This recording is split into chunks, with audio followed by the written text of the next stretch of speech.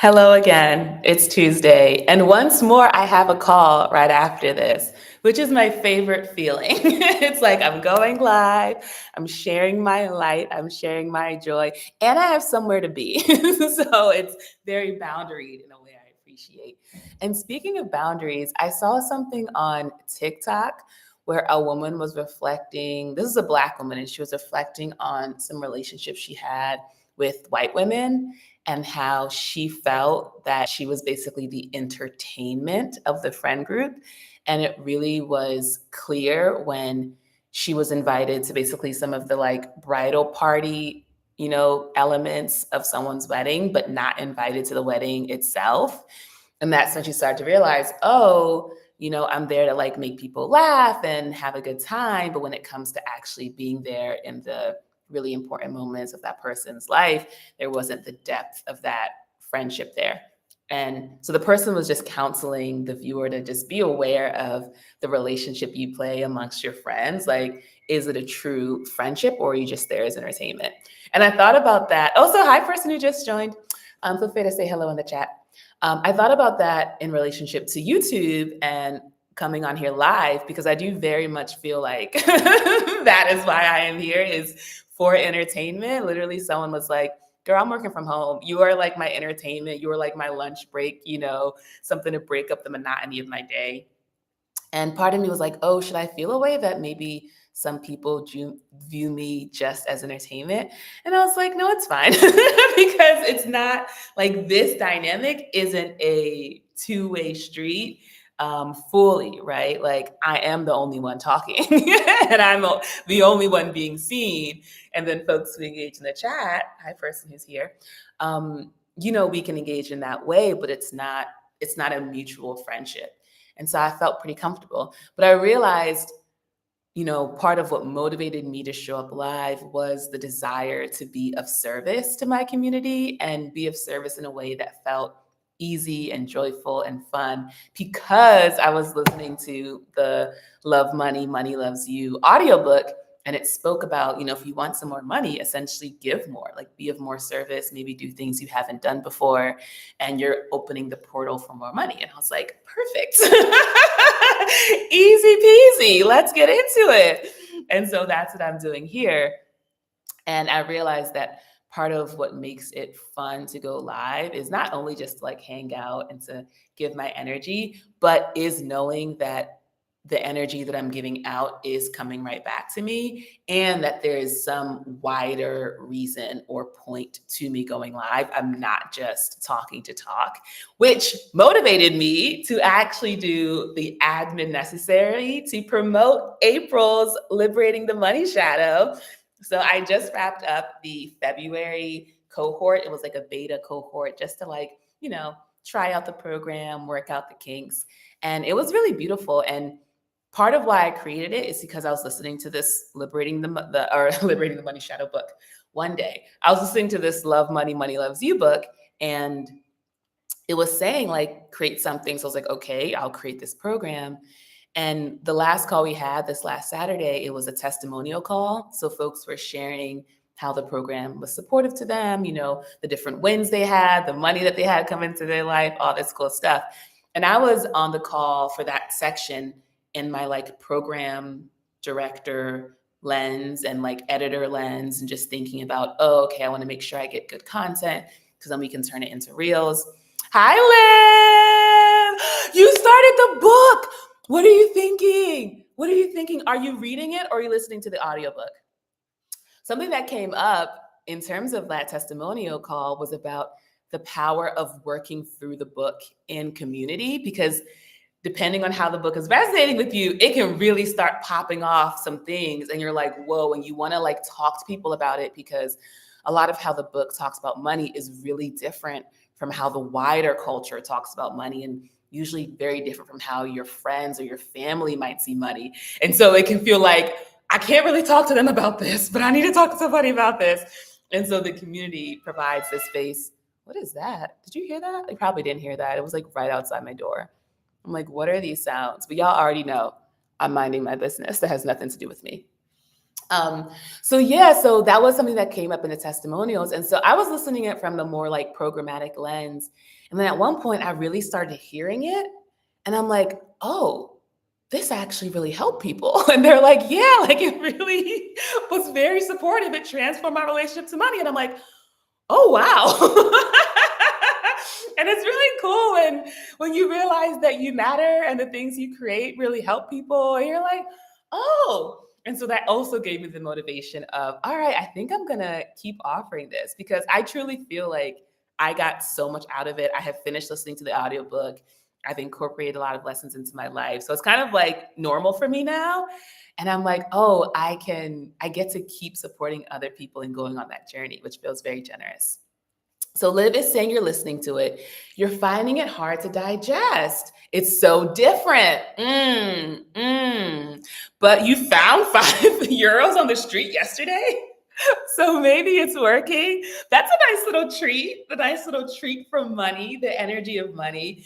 It is so different. And that's why I think, it's important to, be intentional about the people we spend time with and be in spaces and in relationships where we can express and explore new things because yeah, you have to you have to be okay with seeing things differently. And then of course that's how you get different outcomes. So I'm so curious, how you digest it. And also you get to take breaks. Something someone said in the group from February was, they were listening to the audiobook and it was pretty like kind of like mind blowing a little bit in terms of some of the concepts because they were just so radically different.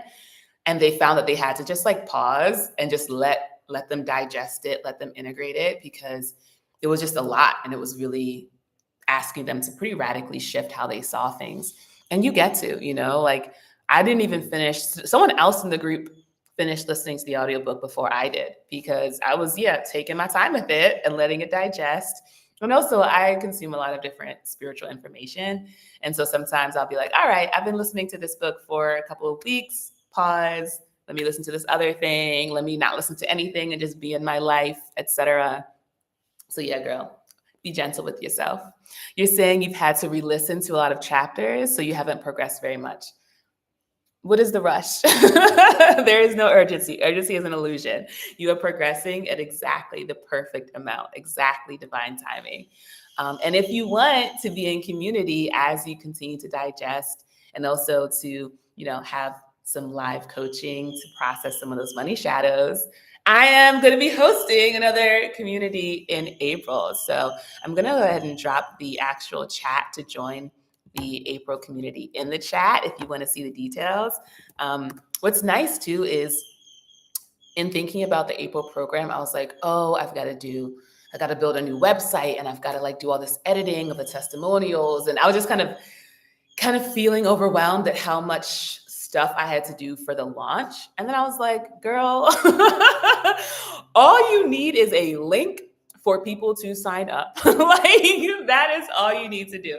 And of course I did some of the other back end stuff. So actually creating the Telegram group, putting the calendar holds for the weekly calls on Saturday on my calendar, updating the actual website, I just sent like a welcome email, updating the welcome email. So there's things I'm still doing, but I realized, and this is something the book talks about, joy is such a key ingredient in anything you do in life. And I realized, actually, girl, you get to just be in your joy and let that lead the way. And actually, I titled this live, The Show Goes On, because I was on TikTok and I saw a TikTok where the guy was listening to that Lupe Fiasco song. And it was like millennials as the world falls down around them. And it's like, all right, already the show goes on. And, just this really like upbeat, positive music, and that's a great song. I'm a millennial. I love that song. So I was like, you know what? I know that one of my, access points to joy is listening to music and dancing in my living room. Let me go ahead and throw that song on and listen and dance. And so I put the song on from a place of just wanting to dance and connect and open my heart to joy. But something I have cultivated is the ability to connect to joy to the point where I'm crying. And so I'm listening to this song and I haven't, really listened to it I don't know if I've maybe ever listened to it, like really listened, and certainly haven't like really heard the full song in years, if not over a decade. And so I'm really listening to the lyrics of the song. And the lyrics of the song, it's him talking about growing up in the ghetto and, the people who kind of tried to kind of keep him down or try to keep others like him down. And him basically saying, like, we're gonna be okay. Like I went from being in the ghetto to like now being on a world tour. So this song is for all the boys and girls who are currently in the ghetto. Like I'm singing to y'all. And it doesn't matter what you see when you look out of your window, if you see brown grass, if you see green grass, like, this song is for you. And something I was engaging in some other spiritual stuff, and it was talking about how when we think about things being for us, like the idea of life isn't happening to you, it's happening for you. And I think often we think about that in terms of like struggle or challenges. We're like, okay, this isn't happening to me, it's somehow happening for me. And we're like trying to see the brightness, through it. But actually, this spiritual work was talking about seeing also all of the good things that happen for everyone is also being for you. So the sun rose, and it didn't rise for everyone; it rose for you. And just this idea of taking it personally when general good things happen, like, oh, wow, the air is so clear, and it's clear for me. And so I was thinking about that while listening to this song, and yeah, I grew up in Baltimore. I grew up in inner city Baltimore. And so when I connected to this idea of Lupe not singing this song for the generic royal we, but like Chimdi, I know when you look out your window, things aren't maybe what you want them to be, but I'm letting you know that you can do it. Like the show will go on. And so I connected to like that frequency of it. And it was like I saw myself, like current day me, like an angel floating in the sky. And I like descended down to Chimdi from, the past, who was kind of looking out at her surroundings and, not feeling so great. And I was just there to be like, girl, like for real, the show goes on, and I'm obviously now in a really different situation. And of course, it brought me to tears, and I love to cry, so that's no big deal. But I was able to connect to like the joy of God connecting to me through this song, and this guy, this man, making this song for me, and me actually opening my heart to receive it. And I think if we've like been disappointed a lot and we've been hurt a lot, we create these different barriers and walls and boundaries to not let certain feelings in all the way, to protect ourselves and to protect our heart. And it means that when we hear a song, we're like, oh, that's not for me. Or when the sun's shining, we're like, well, that's not for me. Or even when good things happen, we're like, oh, that was just a coincidence. Or, we just find ways to minimize the power of this love. And I found that, in letting myself really hear that song, I was like, oh, this is about me. And it's this frequency of love that allows me to then bring in more love into my life. And so that's why I dedicated today's live to that song. Liv is saying, I'd love to join the program, but that would be emptying your savings. You trust the opportunity to work with you will be available to you in the near future. Totally. And I'm so glad you named that, because I've definitely made investments when I didn't have the money for it, from a place of like, the money gonna come from somewhere. And I actually had someone reach out at the beginning of the February program to be like, hey, I just got this pot of money. It's so funny how the universe works, right? Because I think they wanted to do it, but they didn't have the money. And then they got a huge pot of money, but they didn't have the structure of abundance in their body. So even though they now had all this money, there still felt like there was some scarcity in it. And I am grateful for the times I've invested in things that have helped build my structure, because then it supports me to build in more. But it's so much more comfortable to invest when you have the money. So one thing I never do is encourage people to spend money they don't have. I'm like, no, connect to, and I think also there's levels of the work we can do by ourselves. And then there's a point when we know, all right, I need to actually bring in some support. And I'd say for me, like the biggest investment I made when I really was up against it was the trauma healing program, which was a 10K investment. And I'm so grateful I invested because it created the foundation for a lot of the blessings I have now because it allowed me to do so much healing. So I am really grateful that I did it. And I wasn't in the place to to actually invest from strength, right?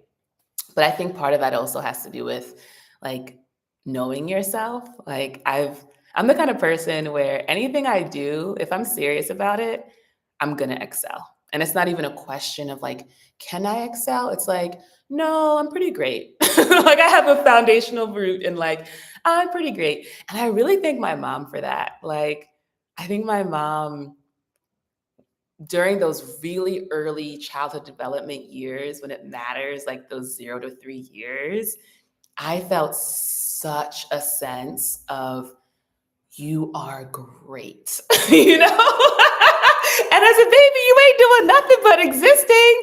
So to have this like infusion at like that core like root of like amazing. Like I felt that. I think it really imprinted really deep in my cells. So even though I had some tough experiences growing up, at the root was the sense of like, no, I think I'm great. I think I'm good. And so everything I do, when I used to work a 9 to 5, there was coaching embedded in that work.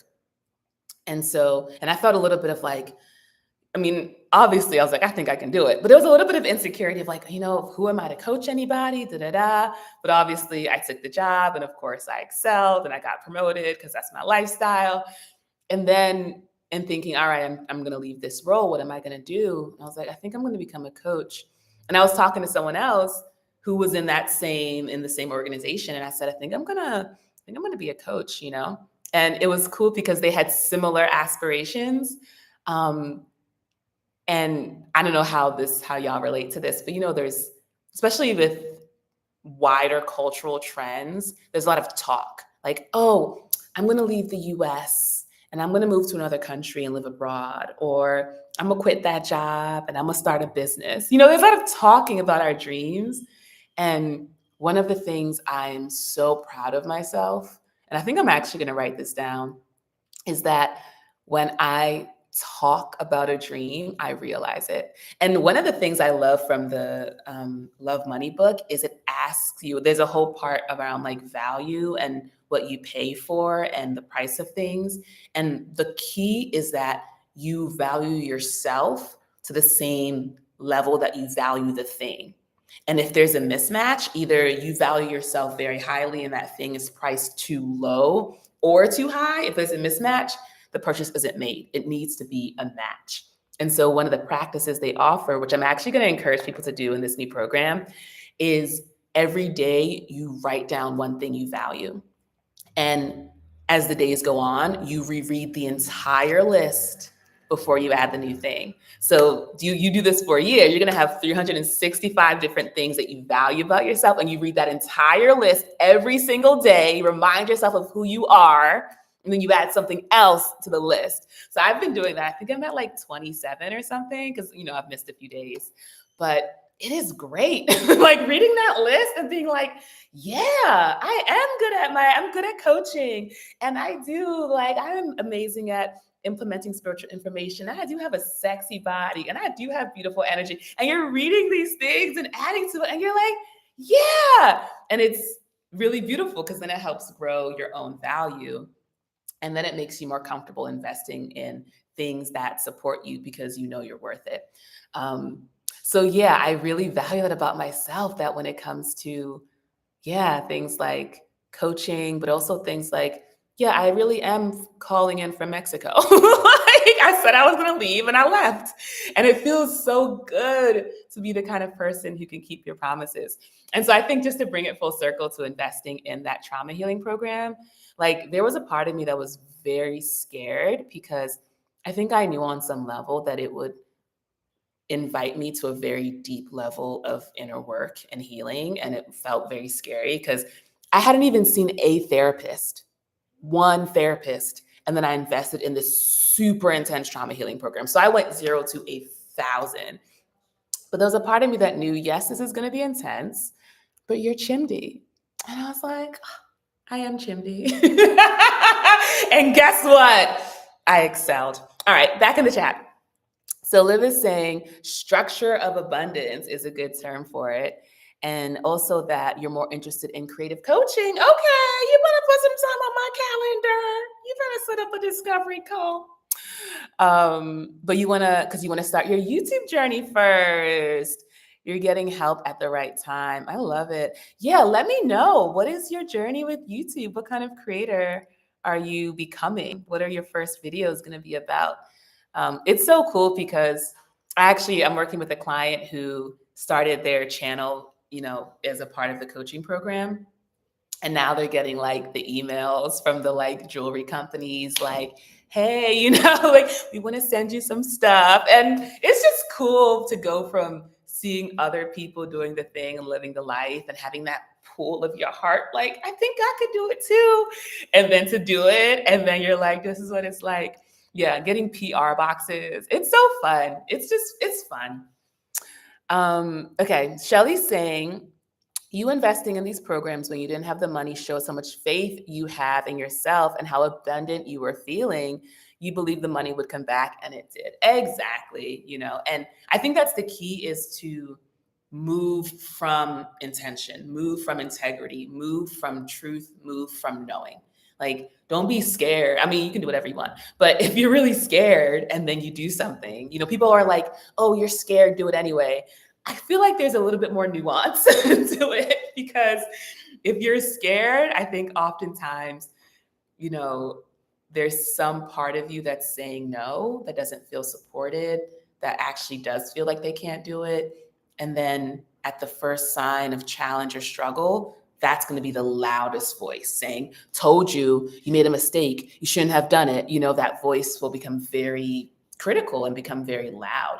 So I think if you know how to move through fear, you can do whatever you want, and you can do it scared because you know how to move through the fear. But if you don't have a system and a process and a way of, oh, I'm in this situation, I decided to start my own business, and the clients aren't coming how I thought they would, which is a thing that happens. I remember I started my coaching, I think I actually started doing it in the end of 2020, because I knew I was going to quit my job in the March. So I wanted to start talking about my coaching and start making videos about it and start promoting it, so that by the time I actually quit the job, I would have clients. And I had savings, so I knew I had that runway in case I didn't right away. But yeah, you're going to spend some months like, hey, anyone want help? And people are like, no. You're like, okay, cool. Well, I'm going to keep offering it in case someone wants it. But yeah, you have to really have that deep knowing of who you are. And when the fear comes up, be like, you know what? I'm scared, but I trust, in what's possible for me. I trust in my ability to realize my dreams. I know how to cry it out. I know how to do somatic work. I know how to talk to a therapist. I know how to move through that fear so the fear doesn't become the main thing in my life. Liv is saying, shout out to your mama. That's beautiful. Listen, one of the things on my list is I value how much I love my mom. I love my mama. Oh my gosh, do y'all know each other, or y'all just being friendly in the chat? Liv and Shelly are saying hi to each other. Liz is here. Hi, Liz. You caught alive. Liz is saying, if you're scared, the energy isn't lined up yet. Exactly. I think because fear has been very normalized in our culture, we just think it's normal to do things scared and be in fear as we move through life, versus joy, And it's fascinating, the idea of joy not being normal. And I've seen this on social media and I think part of it is the advent of social media and people being recorded and feeling insecure and embarrassed, especially maybe more in the US context. But you'll see people will go to parties and everyone's really chill. And the one person who's really dancing in their full expression, people are pointing a camera at them and they become the TikTok clip because they're the one person having fun. I think Rihanna was at some concert. I think she was at Mariah Carey's concert, some big, amazing performer. And she was the only one dancing and having a good time. Like the only one in the crowd. And so, yeah, joy isn't normalized the same way fear is. I remember I was walking down the street once, just smiling ear to ear. And it felt like I was doing something different. I think the normal look is like this is the normal street look. This is the outside look is into the middle distance. So just be like walking down the street literally is different.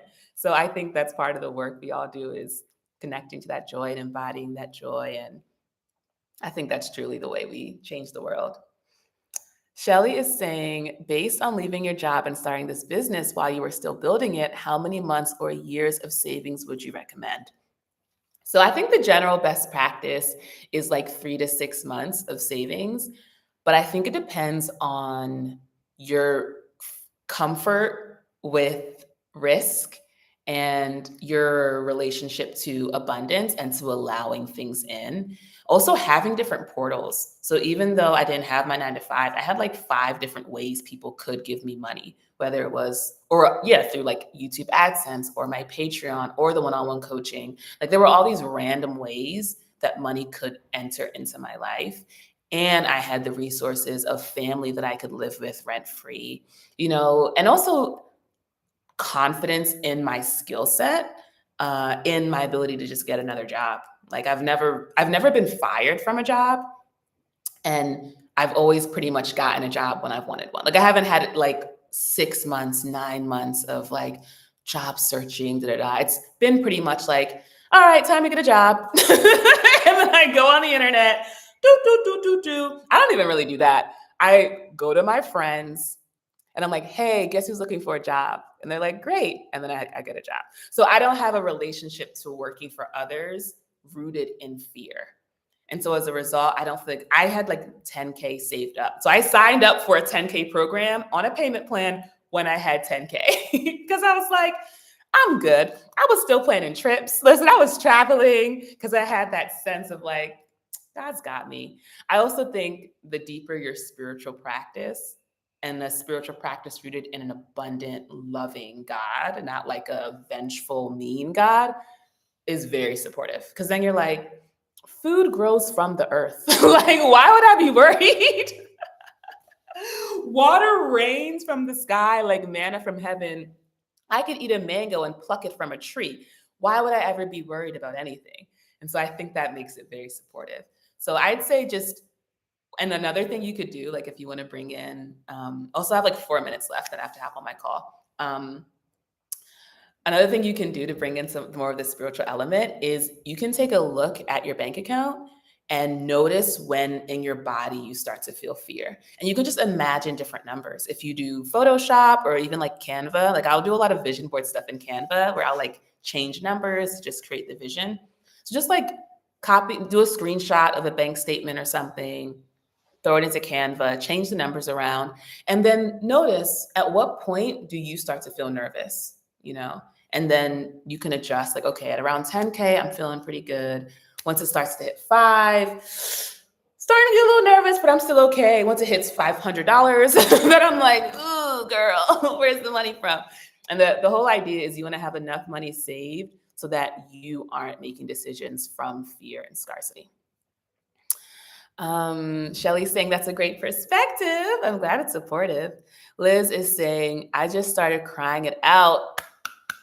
You know how I feel about tears. I just started crying it out and doing somatic work. You know how I feel about somatic work. A couple of weeks ago, it's almost counterintuitive how giving space to the hard stuff makes it easier to get connected to the benevolent God energy. It is amazingly, because it's exactly that. Feel the hard thing, it becomes easy. And it's like, how? But it's like, it just does. Like, it just works. And I think it's because suffering is resistance. It's not wanting to be with what is the suffering. When you just say, oh, this is how it is, it goes away. I had that with something really specifically, somatically. So I don't know if it's dry skin or polyester or like synthetic fabrics. But there's certain fabrics, if I sit in them too long, it's like my skin starts to like itch or react. It has a really strong reaction to it. And so I went to get some brunch yesterday, and I was really looking forward to this meal because I was about y'all remember when I came out here with $3? I knew Monday a check was gonna hit my account. So I was just like, ooh, the first thing I'm gonna do with this money, I'm not going to the grocery store. I am going to the cafe and I'm having someone bring me some waffles and an acai bowl and a fruit plate and some bacon and some sausages and a green juice. And I got all of that and it was delicious. So I'm looking forward to this amazing meal and I'm wearing my short shorts and I'm sitting down and I notice the beginning of the itch that suggests that my skin is reacting to the fabric. And I'm like, no, I cannot have my experience of breakfast ruined by my fabric. And then I was like, Chimdi, feel it. Feel the itch, give yourself over to it. And I did, and it went away. Magic, magic, magic. Bree's here. Hi, Bree. So the topic is Liv is taking care of it for me. Liv is like, I'm gonna manage the chat. Liv is saying, hi, Bree, we're talking about moving through fear. And unfortunately, it's also the end because I have a coaching call right now. So sending out lots of love. Thanks for hanging out with me. Hope this was fun. As a reminder, you can join Liberating the Money Shadow in April using the link below. And if you want to actually talk back to me and realize I'm not just a face on the screen, we can have a real conversation.